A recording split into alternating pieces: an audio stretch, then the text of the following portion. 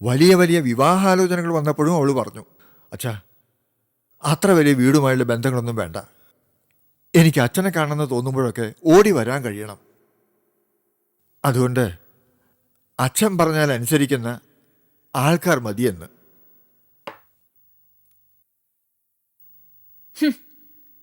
അച്ഛനും മകളും തമ്മിൽ ചക്കക്കറയും പിച്ചാത്തിയും പോലെ അടുപ്പമായിരുന്നെങ്കിൽ എന്റെ ജീവിതത്തിലേക്ക് എന്തിനാ വലിഞ്ഞു കയറി വന്നത്? ഞാനോ നിന്റെ ഭാഗത്തുനിന്ന് ഒരു താല്പര്യം കാണിച്ചില്ലേ? ദേ, ഒരു കാര്യം മറക്കരുത്, രാജേട്ടനെക്കാൾ 25 വയസ്സ് കുറവുണ്ട് എനിക്ക്. ശരി, എനിക്കൊരു തെറ്റുപറ്റി. പ്രായത്തെക്കുറിച്ച് ഉത്കണ്ഠ ഉണ്ടായിരുന്നെങ്കിൽ നിനക്ക് ആ തെറ്റുതിരുത്തി മടങ്ങാമായിരുന്നില്ലേ? അത് ശരി, എന്റെ വയറ്റിൽ കുരുത്ത കുഞ്ഞിനെ, എന്റെ നന്ദിനി മോളെ ഞാൻ നശിപ്പിക്കണമായിരുന്നു അല്ലേ? എനിക്ക് മനസ്സിലായിരുന്നു. നിങ്ങളിപ്പോ വാനോളം പുകഴ്ത്തിയ മൂത്ത മകളെ പോലെ അല്ല ഞാൻ. ഗർഭമാണെന്നറിഞ്ഞപ്പോ അത് അലസിപ്പിക്കാൻ ഓടി നടന്നത് അവളാ. ഡോക്ടർ ജയ എന്നോടെല്ലാം പറഞ്ഞു. കൊച്ചിനെ കൊല്ലണമെന്ന് പറഞ്ഞ് പ്രഭ ഹോസ്പിറ്റലിൽ ചെന്നതും ഡോക്ടർ അവളെ ഉപദേശിച്ച് തിരിച്ചയച്ചതും എല്ലാം. അസംബന്ധം പറയരുത്. ഞാനാണ് പ്രഭയെ ഡോക്ടർ ജയയുടെ അടുത്ത് കൊണ്ടുപോയത്. അപ്പോഴാണ് അവൾ ഗർഭിണിയാണെന്ന കാര്യം അവൾ പോലും അറിയുന്നത്. പ്രഭയ്ക്ക് ക്രമം തെറ്റിയാണ് പീരിയഡ്സ് വരാറ്. അതുകൊണ്ടാവും ആ കാര്യത്തെക്കുറിച്ച് അവൾക്ക് സംശയം വരാതിരുന്നത്. രാജേട്ടന് കേൾക്കാൻ ഇഷ്ടമില്ലാത്തതൊക്കെ അസംബന്ധം. പ്രസാദ് പറയുന്നതേ ആ കൊച്ച അവന്റേതല്ലെന്നാ. പ്രസാദിന്റെ അമ്മയുടെ ചേച്ചിയില്ലേ ലളിത, അവളുടെ മകളുടെ ഭർത്താവ് സുനിലിനെ അറിയത്തില്ലേ? കൊച്ചു സുനിലിന്റേതാണെന്നാ പ്രസാദും അവന്റെ അമ്മയും പറയുന്നത്. ഈ കാര്യങ്ങളൊക്കെ ഇത്ര കൃത്യമായിട്ട് നീ എങ്ങനെ അറിഞ്ഞു? ഞാൻ മാത്രമല്ല, നാട്ടുകാരെല്ലാരും അറിഞ്ഞു. അരമന രഹസ്യം അങ്ങാടിപ്പാട്ട്. എന്റെ മോളെ പറ്റി അപവാദം പറയുന്ന ഏമ്പോക്കിയുടെ തല ഞാൻ അറിയും, അതാരായിരുന്നാലും. അങ്ങനെയാണെങ്കിലേ ആദ്യം എന്റെ തല അരിയണം. എന്റെ മകള് എന്റെ മകള്. അപ്പൊ നന്ദിനി ആരാ? എന്റെ മാത്രം മകളോ? അങ്ങനെ ഞാൻ പറഞ്ഞില്ലല്ലോ. നീ ഇപ്പോൾ പ്രഭയെക്കുറിച്ച് പറയുന്ന ശൈലി വേണമെങ്കിൽ എനിക്ക് നിന്നോടൊന്ന് പ്രയോഗിക്കാമായിരുന്നു. നീ ഗർഭിണിയാണെന്ന് എന്നെ അറിയിച്ചപ്പോൾ കുട്ടി എൻ്റേതാണെന്നതിന് എന്താ തെളിവ് എന്ന് ഞാൻ ചോദിച്ചോ? നിന്നെ ഞാൻ പൂർണ്ണമായും വിശ്വസിച്ചു. നന്ദിനിക്ക് 4 വയസ്സായപ്പോൾ ഈ വീട് വെച്ച് ഇത് നിന്റെ പേരിൽ എഴുതി തരികയും ചെയ്തു. യഥാർത്ഥത്തിൽ പ്രഭയ്ക്ക് അവകാശപ്പെട്ടതല്ലേ ഈ വീട്? അനാവശ്യമായി കരയാതെ നീ ഒന്ന് ആലോചിച്ചു നോക്ക്. രാജേട്ടന് വേറെ 2 ബിൽഡിംഗ് കൂടി ഇല്ലേ? അതിലൊന്ന് പ്രഭയുടെ പേരിൽ എഴുതി വെച്ചോ, എനിക്ക് സമ്മതം. ആ പഴഞ്ചൻ വീടുകൾ 2 കൂടി വിറ്റാലും ഈ പുതിയ കെട്ടിടത്തിന്റെ വില വരുമോ? എന്നാ ഞാനും എന്റെ മോളും കൂടി എന്തെങ്കിലും തിന്നങ്ങ് ചത്തേക്കാം.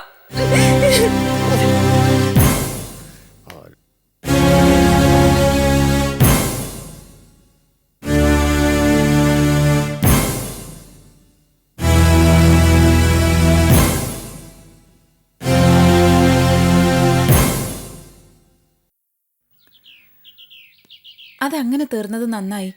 പിന്നെ എനിക്ക് വേണ്ടി സുനിൽ നാണം കിടണ്ടായിരുന്നു. ഞാൻ പറഞ്ഞതല്ലേ പോകണ്ടെന്ന്. പ്രഭയ്ക്ക് വേണ്ടിയല്ലേ, സാരമല്ല. ഇനിയും വേണമെങ്കിൽ നാണം കിടാം. നമ്മൾ ഈ പറയുന്നത് പോലെ ഒരു ഹോസ്റ്റൽ അഡ്മിഷൻ വാങ്ങിക്കാന്ന് പറയുന്നത് അത്ര എളുപ്പമുള്ള കാര്യമൊന്നുമല്ല. അതുകൊണ്ടാണ് കുറച്ചുകൂടെ നാണം കിടാൻ തീരുമാനിച്ചത്. അതൊക്കെ ഞാൻ അന്വേഷിച്ച് മനസ്സിലാക്കി സുനിലെ. എൻ്റെ ഫ്രണ്ട് സുമിത്ര അതിന് ചില വഴികൾ ഒപ്പിച്ചിട്ടുണ്ട്. അവളുടെ അമ്മായിയുടെ വീട്ടിലാണ് ഇവിടെ അടുത്തുള്ള വർക്കിംഗ് വിമൻസ് ഹോസ്റ്റൽ നടത്തുന്നത്. അവിടെ ഒരു റൂം അവരെ കൊണ്ട് റെക്കമെൻഡ് ചെയ്യിപ്പിച്ചു. പക്ഷെ ഹസ്ബൻഡ് കൂടെ വേണം, അത് വാർഡന് നിർബന്ധം. കുറച്ചു ദിവസം മുമ്പ് ഒരു പെണ്ണ് പിണങ്ങി വന്ന് താമസിച്ചപ്പോൾ ഹസ്ബൻഡ് വാർഡനെ കൂടെ കൂട്ടി കേസ് കൊടുത്തു. അതേ പിന്നെ അവര് വളരെ സ്ട്രിക്റ്റാ. പ്രസാദ് വരില്ല എന്നുള്ളത് ഉറപ്പല്ലേ പ്രഭേ? പിന്നെന്ത് ചെയ്യും? തൽക്കാലം സുനിൽ പ്രസാദായിട്ട് ആൾമാറാട്ടം നടത്തിയാ മതി. ഞാൻ സംസാരിച്ചോളാം. സുനിൽ അങ്ങനെ നിന്നു കൊടുത്താ മതി. അല്ല, അതിപ്പോ ആരെങ്കിലും അറിഞ്ഞാലോ? അയ്യോ, പ്രത്യേകിച്ചും കോമളം. ഈശ്വര, അത് അറിയുമ്പോഴല്ലേ, അത് നമുക്ക് അപ്പം നോക്കാം. അല്ല, അവിടെ ചെന്ന് പറയേണ്ടത് കൃത്യമായിട്ട് പറഞ്ഞു തരണം ആദ്യം. അറിയാനൊന്നുമില്ല, നമ്മൾ വിവാഹിതരാണ്. എനിക്കിവിടെ ഒരു IELTS കോഴ്സിന് ചേരാൻ വന്ന് താമസിക്കുകയാണ്. ഇത് കഴിഞ്ഞാലുടൻ നമ്മൾ രണ്ടുപേരും അമേരിക്കയിലേക്ക് പറക്കും. അതാ അവിടെ പറയാൻ പോകുന്നത്. പക്ഷെ അത് കള്ളമാണെന്ന് അറിയുമ്പോഴോ? അത് അപ്പോഴല്ലേ. തൽക്കാലം കോഴ്സ് എന്ന് പറഞ്ഞാലേ അവിടെ അഡ്മിഷൻ കിട്ടും. ഒരാഴ്ചക്കകം ഞാനൊരു ജോലി സംഘടിപ്പിക്കും. സുമിത്ര 2-3 സോഫ്റ്റ്വെയർ കമ്പനിയിൽ ഇന്റർവ്യൂവിന് പറഞ്ഞിട്ടുണ്ട്. റിസഷൻ കാരണം അവരൊക്കെ ശമ്പളം കുറച്ചേ തരൂ. എന്നാൽ എനിക്ക് പ്രതീക്ഷയുണ്ട്. ജോലി കിട്ടിയാൽ പറയാം, വിചാരിക്കാതെ ഒരു ജോലി കിട്ടി, നല്ല ഫേമാണ്, അതുകൊണ്ട് അമേരിക്കയിലേക്ക് പോകുന്നില്ലെന്ന്. അങ്ങനെ പറഞ്ഞു എന്ന് വിചാരിച്ച് വാടൻ തൂക്കിക്കൊല്ലൊന്നുമില്ലല്ലോ. ഇത് തീക്കളിയാണ് മൊത്തത്തിൽ. എന്റെ ജീവിതം തന്നെ തീപിടിച്ച അവസ്ഥയിലല്ലേ സുനിലെ. പക്ഷെ എൻ്റെ അങ്ങനെ അല്ലല്ലോ.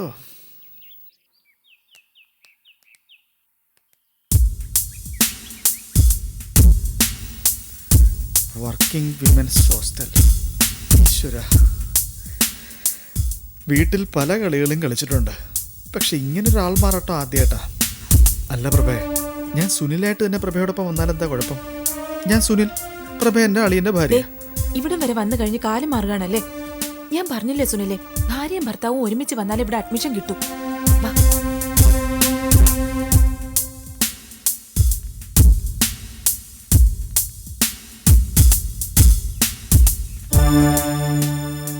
Good morning madam. ആ മോർണിംഗ്, ഇരിക്കൂ. Thank you. അതെ, വർക്കിംഗ് വിമൻസ് ഹോസ്റ്റലാണ്. വാർഡനാണ് സംസാരിക്കുന്നത്. നിങ്ങൾക്ക് എന്താ വേണ്ടത്? നോ നോ നോ, അങ്ങനെ കേൾപ്പോരും കേൾവിയും ഇല്ലാത്ത സ്ത്രീകൾക്കൊന്നും ഇവിടെ അഡ്മിഷൻ കിട്ടില്ല. അതുപോലെ ഭർത്താവിനെ പിരിഞ്ഞ് തോന്നിവാസം നടക്കുന്ന സ്ത്രീകൾക്കും ഇവിടെ അഡ്മിഷൻ കിട്ടില്ല. ഉത്തരവാദിത്വമുള്ള ആരെങ്കിലും റെക്കമെൻഡ് ചെയ്യണം. ഭാര്യയും ഭർത്താവും ഒരുമിച്ച് വരണം. ഒരുമിച്ച് വന്നാൽ മാത്രം പോരാ, അവര് ഭാര്യ ഭർത്താക്കന്മാരാണെന്നുള്ള പ്രൂഫും വേണം. പോട്ടെ. ആ, ഞാൻ പറഞ്ഞല്ലോ, DGP അല്ല, ഹോം മിനിസ്റ്റർ വിളിച്ചു പറഞ്ഞാലും അത്തരക്കാർക്ക് ഇവിടെ അഡ്മിഷൻ കിട്ടില്ല. സോറി.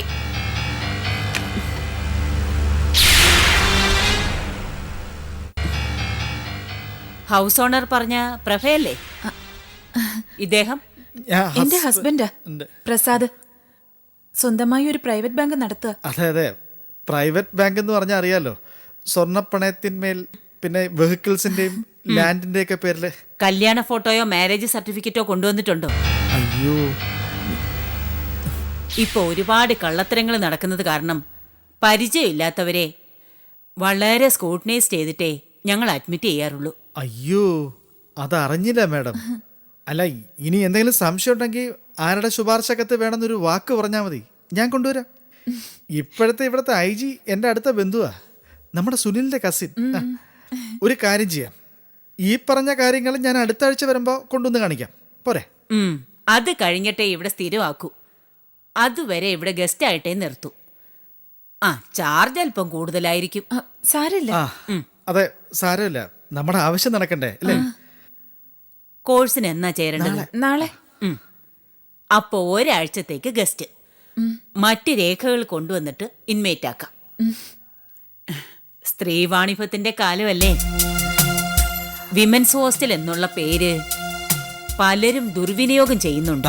ഐനോ, മാഡം പറഞ്ഞതുപോലെ കല്യാണ ഫോട്ടോയും മാരേജ് സർട്ടിഫിക്കറ്റും ഒക്കെ അടുത്ത ആഴ്ച മതി. പക്ഷെ അതിനുശേഷമേ ഇവിടെ ഇൻമേറ്റായി അംഗീകരിക്കൂ. ഓ, താങ്ക് യു മാഡം. ശരി, ഇറങ്ങാം.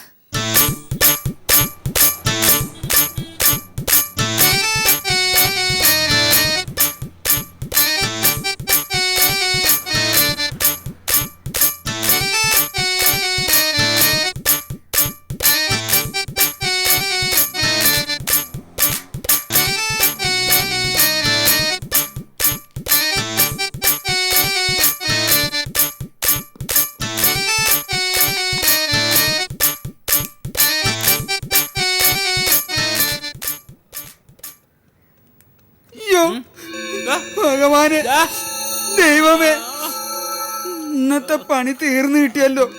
ഇനിയിപ്പൊ ഞാൻ എന്ത് ചെയ്യും?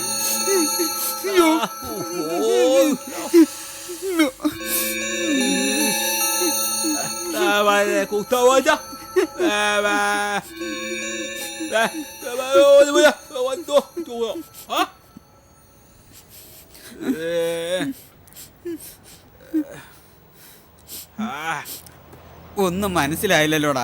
നീ ആരാ? എവിടെന്നാ വരുന്നേ?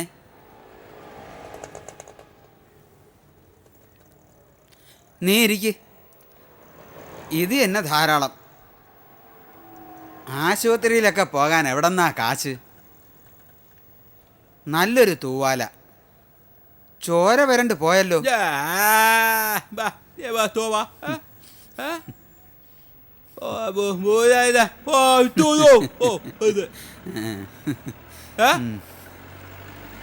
നീ ഇരിക്ക്, അവിടെ പോയി ഇരിക്ക്. ഇനി എന്ത് പഴുക്കാൻ? ഇന്നും നാളെ പണി നടക്കത്തില്ല. നമ്മുടെ പെയിന്റർ മുതലാളിയുടെ ചെരുപ്പ് തീർക്കാനും ഉണ്ട്.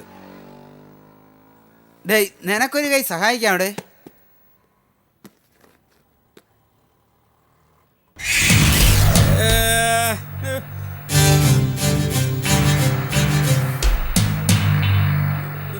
എന്നടാ ഷൂസ് കണ്ടിട്ടില്ലേടാ നീ ഇതുവരെയും?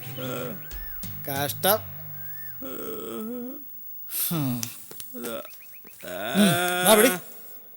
വേഗം തേച്ച് മിനുക്കണം. ഇരിക്കടാ, ഇരിക്കടാ.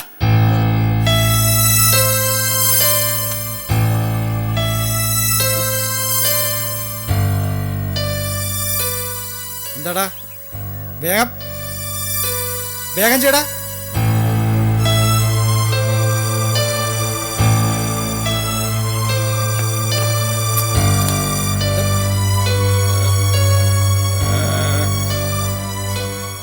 ഇങ്ങനെയാണോ ചെയ്യുന്നത്? ഇങ്ങനെയാണോ ചെയ്യുന്നത്? ഇങ്ങനെയാണോ ചെയ്യുന്നത്? തേടാ, തേക്കടാ.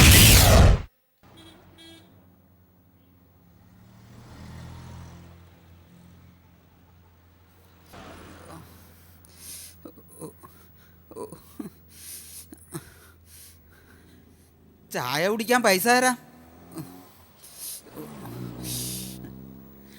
ഒന്നുമില്ലടേ. ദാ ഇത് പോളിഷ്. ഈ ഷൂ എടുത്ത് ഇങ്ങനെ പിടിക്കണം, പിന്നെ പോളിഷ് ചെയ്യണം. ദാണ്ടേ ഈ തയ്യലൊക്കെ കണ്ടോ? സൂക്ഷിച്ച് ചെയ്യണം. നീയൊന്ന് ചെയ്തു നോക്കടേ, പോകെ പോകെ ശരിയായിക്കൊള്ളും. ഞാനും ഇങ്ങനെയൊക്കെ തന്നെയാ പഠിച്ചത്. ദാ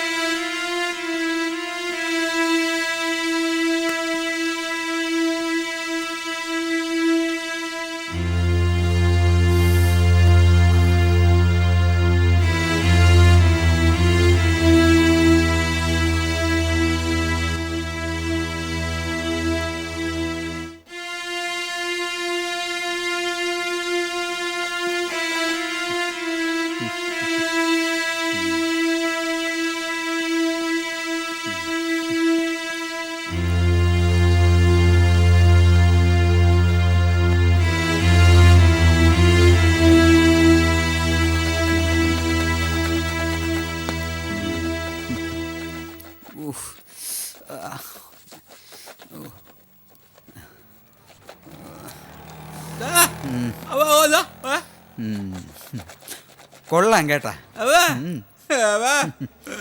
കന്നിപ്പണിയാണെന്ന് പറയത്തില്ല. ഒരു കാര്യം ചെയ്യ്, നീ എൻ്റെ കൂടെ കൂടിക്കോ. എനിക്കും ഒരു സഹായം, നിനക്കും ഒരു സഹായം.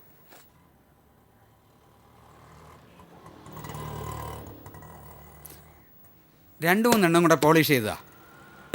ദാ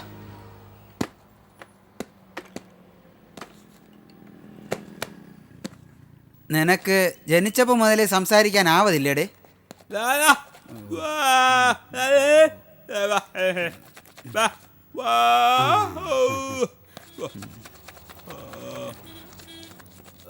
പാവം, കണ്ടാ തോന്നൂല. ആ, ദൈവം തമ്പുരാൻ അങ്ങനെ ഓരോരോ വേണ്ടാധീനങ്ങൾ ചെയ്തു വയ്ക്കും. എന്നാലും എനിക്ക് നിന്നെ ഇഷ്ടപ്പെട്ട് കേട്ടോ. നീ എവിടെ കിടന്നാ ഉറങ്ങുന്നത്? ഒരു കാര്യം ചെയ്, കിടക്കാൻ നീ എൻ്റെ കൂടെ പോര്. ഒരു ചെറിയ കൂരയുണ്ട്, ഇവിടെയല്ല, അങ്ങ് ചേരിയിൽ. അവിടെ പോര്, കിടക്കാം. രാത്രി കഞ്ഞിയും തരാം. പിന്നെ രാവിലെ ഇങ്ങോട്ടും പോര്.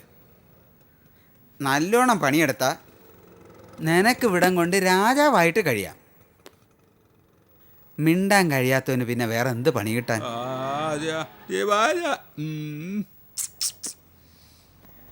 ആ ശരി, നല്ലോണം പോളിഷ് ചെയ്യ്. നല്ലപോലെ നോക്കി ചെയ്യണം.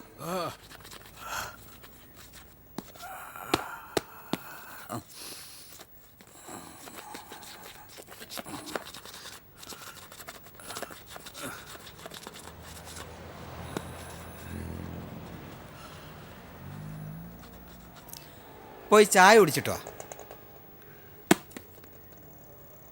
ചെല്ല്. ആ,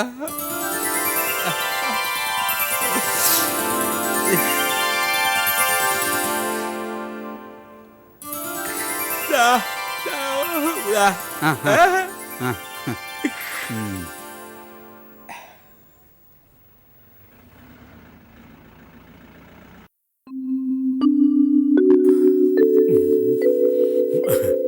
കൊച്ചമ്മാവൻ ഇത് എങ്ങോട്ടാ ഇത്ര രാവിലെ? അതിന് ഇന്ന് തിങ്കളാഴ്ചയല്ലേ?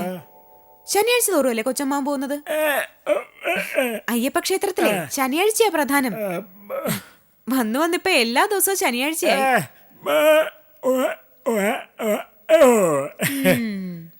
കൊച്ചമ്മാവനെ ഈയിടെയായിട്ട് ഭക്തി വളരെ കൂടി.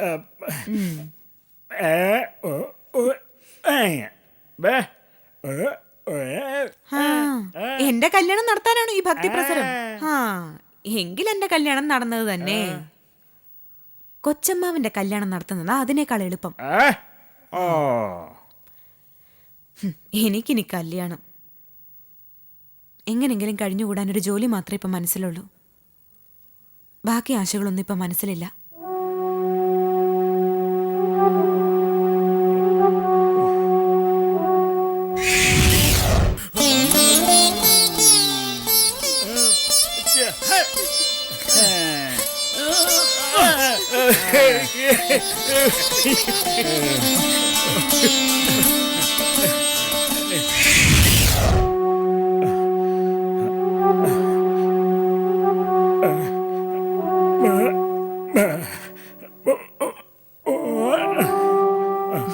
എവിടെ ശരിയാവാൻ? അമ്മായിക്ക് അമ്മായിയുടെ ന്യായം, അമ്മയ്ക്ക് അമ്മയുടെ ന്യായം, എനിക്ക് എന്റെ ന്യായം. പക്ഷേ എനിക്കാരോടും പിണക്കൊന്നുമില്ല. വേണ്ട, വെറുതെ എന്തിനാ ദൈവത്തെ പറഞ്ഞ് ബുദ്ധിമുട്ടിക്കുന്നത്? ഒരാളുടെ കുറച്ച് സങ്കടം കേട്ടാൽ മതി ദൈവം. എന്റെ സങ്കടം എന്റെ മനസ്സിലിരുന്നോട്ടെ.